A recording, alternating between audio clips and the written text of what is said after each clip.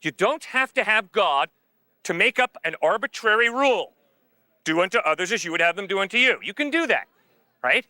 But what you can't say is that if I say, stick it to others before they stick it to you, you can't look at me and say, Cliff, you're wrong. I'm right. Because you see, what you've got to acknowledge is morality is simply created in the human brain. You've created a very nice moral, do unto others as you would have them do unto you. But you're not more right than me, who says, stick it to others before they stick it to you.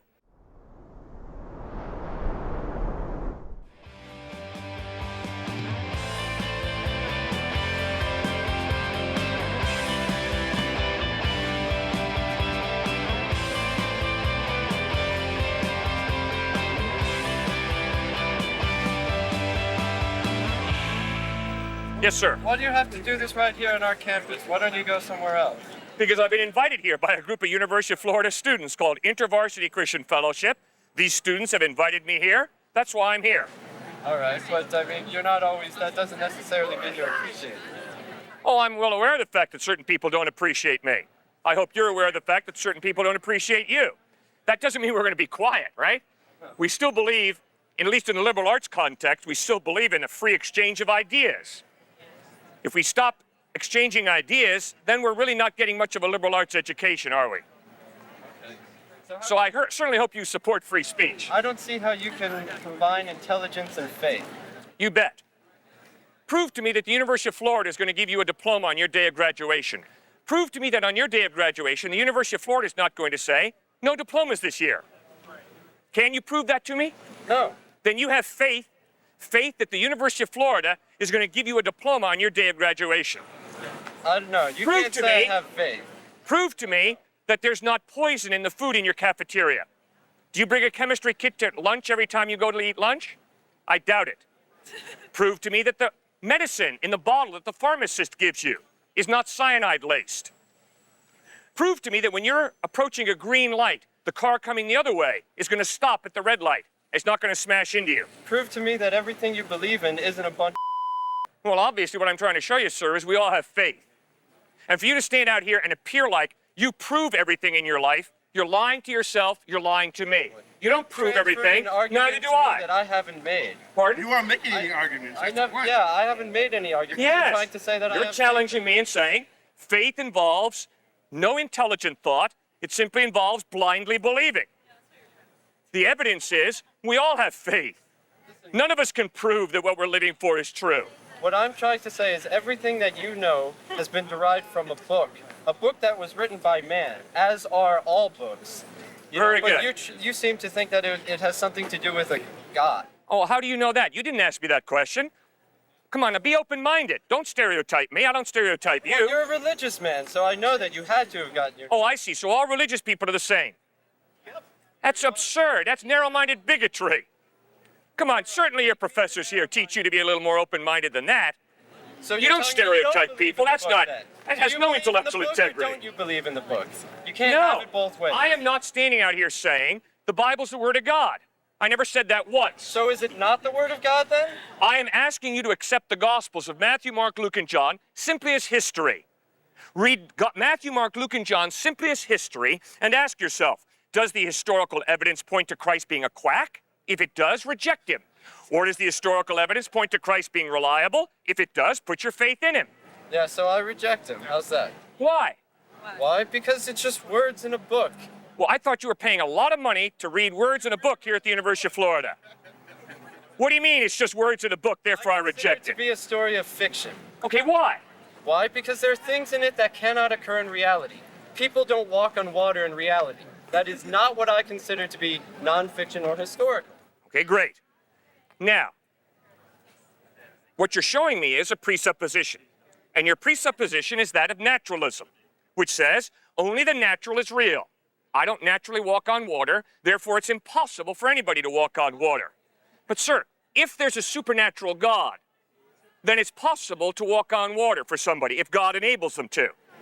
I'm an atheist and I don't believe in God. I'm sorry to hear that. Why are you an atheist? Because I have found in my life absolutely no evidence. Let me explain to you why I think it's wiser to be a theist. Okay. All right, fair enough? Yeah. All right. every time I'm confronted by order and design, be it a shirt, be it a camera, be it a backpack, be it a pair of sneakers, be it a building, there's always an intelligent mind behind it. You don't get order and design by chance. 100 times out of 100, when you're confronted by order and design, there's an intelligent mind behind it. So the question is there an intelligent mind behind the eye, behind the central nervous system, behind the laws of nature? Obviously, yes. I don't see the obviousness. And your argument isn't really bringing it forward. Okay, good. Do you think it's possible for the unabridged dictionary to be the result of an explosion in a printing factory? No. Why not? Because it would take one hell of a random chance. Good.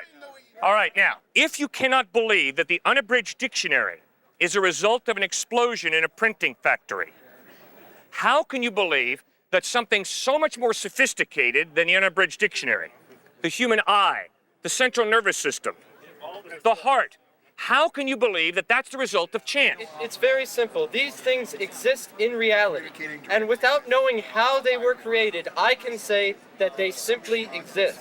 Acknowledging the fact that I don't know how they were created and therefore not necessarily they're existing a God. Okay, good. And you can do that. You can say, I am not going to consider, in light of the order and the design of this universe, whether there's an intelligent mind or not behind it. You can do that. But I'm standing here pleading with you, come on, you've got a good mind, exercise it. Ask the harder questions, like, doesn't my experience in life show me that order and design comes from an intelligent mind? Does it not follow that there must be some type of intelligent mind behind this amazing universe? Example, if this Earth is a little closer to the sun, we all fry. If this Earth is a little further from the sun, we all freeze. The delicate balance of nature that allows human life to continue is incredible. Doesn't that, it just happened, wow. But you can't live your life that way. You perceive there to be order and design to this universe? Oh, so do you. That's a human quality. Humans perceive there to be order and design. Without humans, there is no order and design. Okay, good. And that's why you don't. All right, let's consider that. What I hear you saying is, there is no real order and design. We just lay order and design on the universe. These are concepts in our mind. Concepts, right. Okay, sir, if you have a very, very bad disease, who do you go to help you get well? Do you go to a street person? Do you go to someone who's not gone to med school? Do you go to someone who just says, we'll just do anything to try and heal you? Or do you go to somebody who has studied the order, the intricate order of the human body so well that they've gone to med school that they're a doctor? Who do you go to? I can tell you I don't go to Jesus. I don't try to Neither touch do I. the shirt coat I go to a doctor. instantly heal. All right? I go to a doctor when I'm sick. Why? Because I know there is order. I know that I have not laid order on the human body. You mean like No, an order of I did not scientific create study? the order of my kidney, liver, heart, central nervous system. I did not create that order. I have discovered that order as I've studied the human body more carefully. Many students here at the University of Florida understand there is a God who has created reality. He's given us rational minds, and we, by exercising these rational minds in responsible ways, can learn truth. Johann Kepler, the father of modern astronomy, as he peered out into the stars at night, exclaimed, "Oh God, I'm thinking your thoughts after you." I'm staying in the home of Dr. George Lebo, an astronomy professor here at this fine university. He has a deep faith in Christ. He's a leading astronomer. He works with NASA. He's doing significant things with his life. He's got a profound faith in Christ. And the issue of knowledge is not, where's the bucket of gold at the end of the rainbow? The issue of knowledge is, how can I work to make this messed up world more like heaven will be? That's exciting. Well, let's say it was morally okay to kill people, right? Yes. Would society ever develop? Because you're not going to trust someone to live with that might kill you. Okay. Obviously, we develop morals, which is just the social contract to live by. All right. Okay, now I'm standing here saying there is more to morality than a social contract. And you believe the same thing. I'll show you why. Because you critique certain social contracts, like South African apartheid, like Nazi Germany. Not only that, I'll bet you even critique your own society, don't you? You see, you have a conscience that informs you the society that I grew up in at times does wrong. I'll bet you do that at times. Which shows you very clearly that there's something more to morality than simply popular opinion in your given society. You have a conscience, and that conscience tells you, my society at times does that which is good, and at other times my society does that which is rampantly evil. I'm going to fight my society on that point. I'm going to run with my society on that point. You see, your conscience ties you into moral absolutes. Now, sir, those moral absolutes are clear evidence that there is some type of God to create and to define those moral absolutes. But what about like doing to others what you had done on you? Yes. That I believe that's a good thing to live by. That's how I live my life. Great. Awesome. I don't see how a God is needed to have that simple way of life. Okay, good. Now, you're right. You don't have to have God to make up an arbitrary rule. Do unto others as you would have them do unto you. You can do that, right? But what you can't say is that if I say, stick it to others before they stick it to you, you can't look at me and say, Cliff, you're wrong. I'm right. Because you see, what you've got to acknowledge is morality is simply created in the human brain. You've created a very nice moral, do unto others as you would have them do unto you. But you're not more right than me, who says, stick it to others before they stick it to you. Which is true, but you're, Does that make sense? it's done. Good, thank you. Well, we've worked hard on this one, all right? But You see, that's one of the pieces of evidence that God exists. Because every moral, let me give you just two quick examples. Every moral relativist friend of mine, when it comes to homosexuality, abortion, battered wives, and abused children, cannot live out their moral relativism. Because to live out your moral relativism means whatever your position is on homosexuality, abortion, battered wives, and abused children, the opposite, whatever your position is, the opposite of your position is equally true. You see, you can't live that out, I don't think. You can't have whatever your good thinking is on those four issues. You can't say, okay, this is where I come down, but because morality is relative, the person at the opposite end of the spectrum from me is equally valid. You can't live that out. Why? Because you guys have a conscience, every one of you. And your conscience informs you, this is right, this is wrong. It's not arbitrary. What if free will is a product of imagination? Okay, talk more. What do you mean?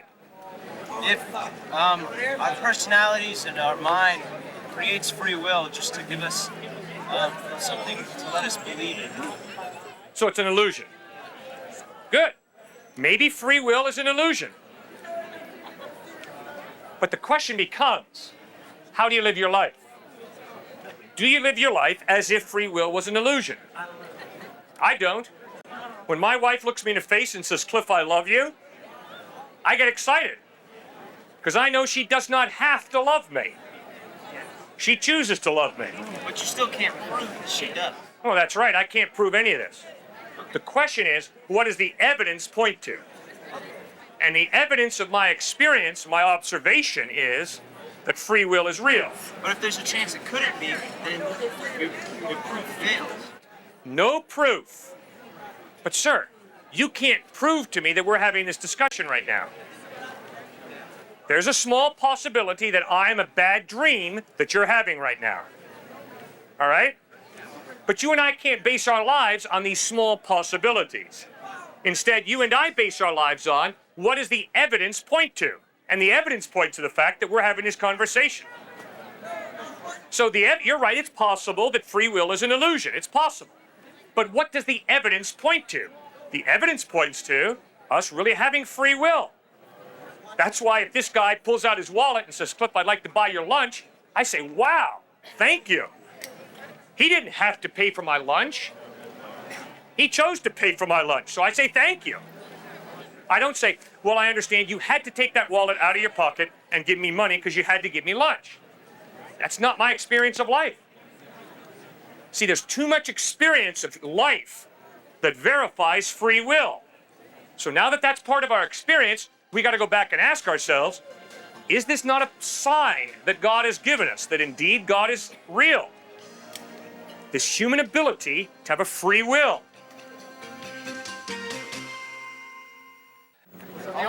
All life is the combination of non-life elements. I mean, all the basic building blocks. So they're just organized in the right way. And how can that not happen from billions of years of trial and error?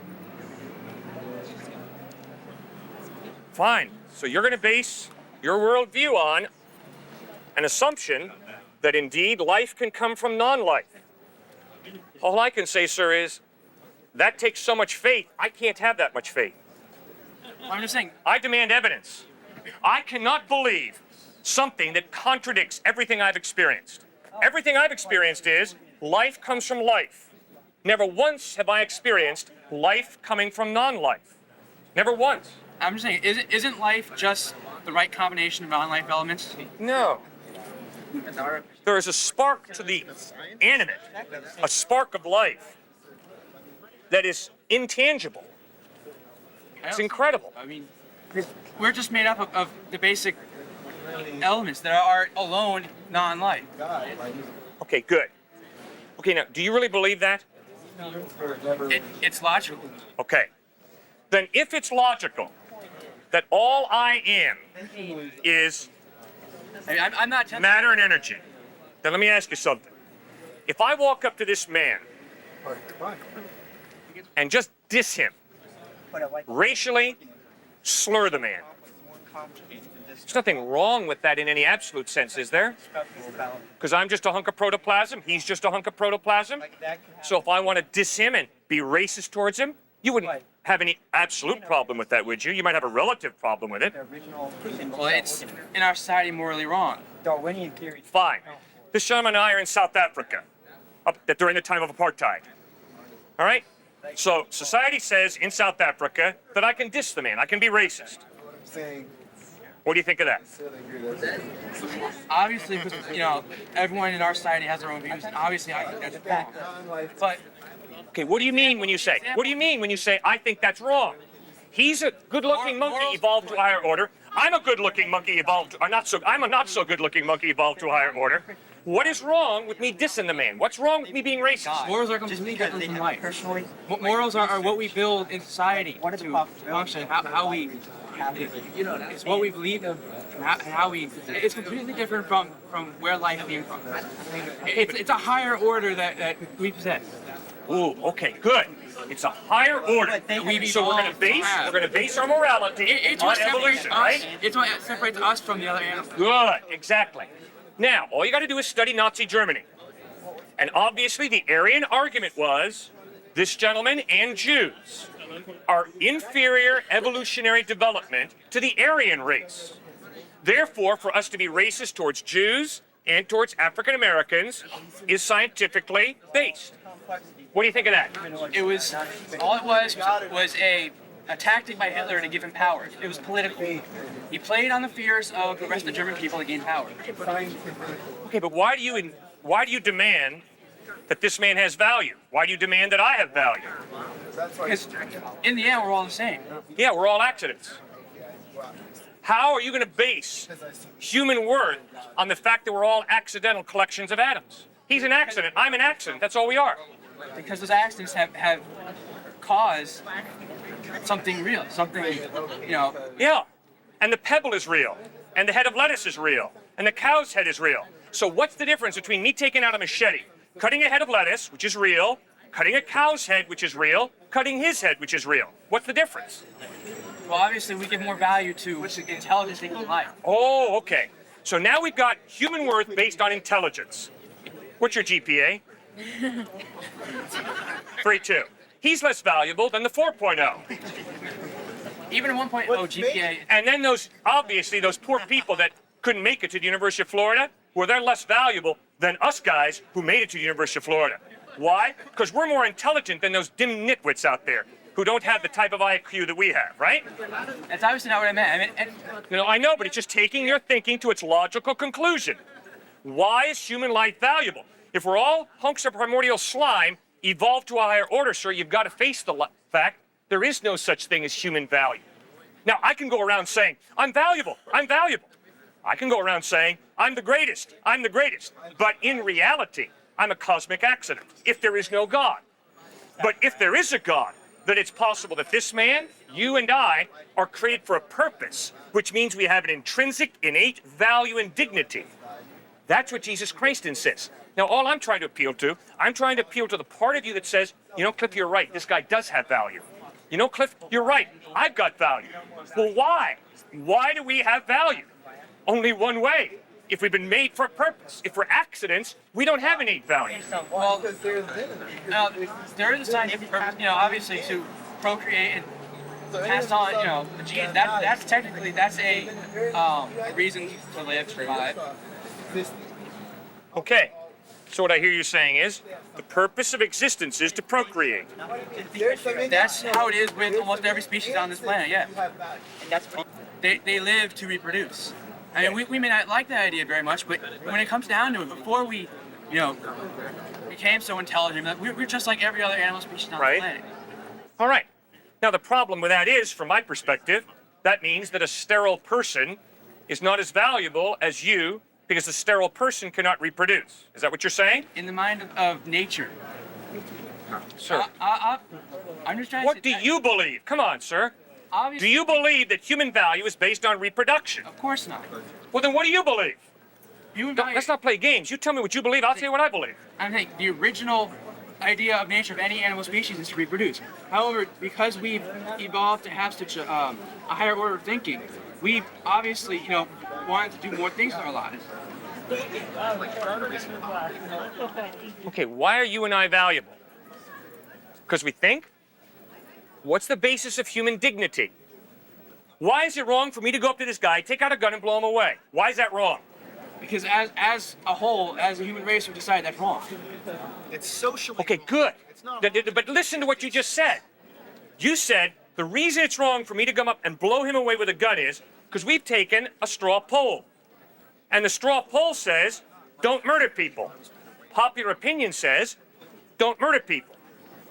Well, what happens if popular opinion is that because he's got long hair, he's more valuable than I do because I got short hair? What happens if popular opinion is black people are 3/5 the value of white people because that's what the United States Supreme Court said? I mean, you're really going to base human value on popular opinion? What if popular opinion says that a woman whose body is a 10 is really valuable, but a woman who's overweight is less valuable? Popular opinion writes the laws. I mean, our society is based on popular opinion. Okay, good. But don't you and I respect the Gandhis, the Dr. Martin Luther Kings of this world, who follow their conscience I'm not saying instead popular of opinion is following? right. I'm only stating the obvious. No, sir, I asked you why you think that human beings are valuable, and you said because of popular opinion. No, we think because of what we do. It's like our self-value is what we achieve in life, what we live for, what we strive to achieve. Right. But don't you see, sir, if there is no God, it really doesn't matter whether I take my wallet out and give these two guys money for lunch, or whether I take a knife out and stab them. If there is no God, morality is relative. I choose. And if I choose to give him money for lunch, great. If I choose to pull out a knife and stab him, that's my choice. What about, say for instance you were to have that ring from birth, You know? and how do you know, and you didn't have society around you, okay, say you're born on a desert island. I don't know. Right? I don't know. I can't answer you. The question is, Yeah. what effect does society have on an individual's morals? That's the real question. All right. Well, obviously, society impacts our ethics. No question about From it. birth, from Right. throughout our lives. Right. But don't you and I have the utmost respect for those people who follow their conscience instead of following society? Two white women, Sarah Angelina Grimke, born on a plantation in South Carolina. Their environment taught them slavery is very, very important to guarantee the economic well-being of you folks. Sarah and Angelina Grimke followed their conscience. They left South Carolina, went north, joined the abolitionist movement, and fought against slavery in the Civil War. You don't have to be a slave of your environment. Yes, your environment influences you, no question about it. But you still have a free will. you still have a conscience that enables you to distinguish between right and wrong. Well, that's what you define as right. So I guess the fact is, my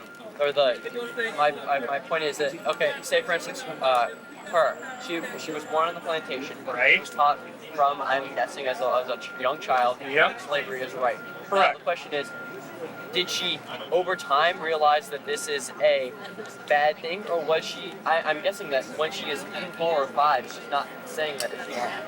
It's when she got in her teens or her mid-20s when she looked at it. She took a broader step back and said, you know what? What if I was in that position? How would I feel? Right.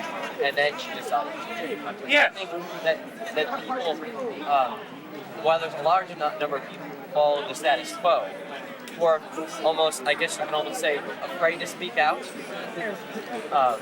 Definitely the general average income is like that.